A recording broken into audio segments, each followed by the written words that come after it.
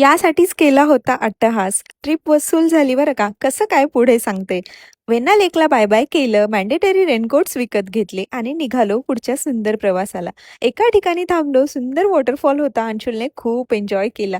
छान असे फोटोज काढले आणि निघालो पुढच्या प्रवासाला. एकामागून एक छोटे-मोठे वॉटरफॉल्स, धुक्यांनी माखलेले घाटांचे रस्ते.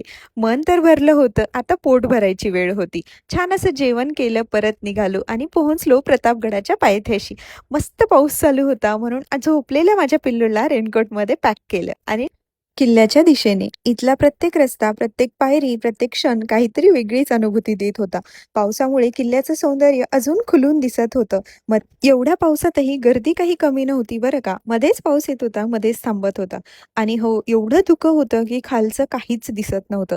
किल्ल्याची एक बाजू आमची पूर्ण फिरून झाली आणि आता निघालो दुसरीकडे जायला. बराच वेळ चालल्यानंतर आम्ही पोहोचलो महाराजांच्या स्मारकाजवळ. इथे आल्यावर छान वाटलं. अंशुल तर कंटिन्यू महाराजांना नमस्कार करत होता.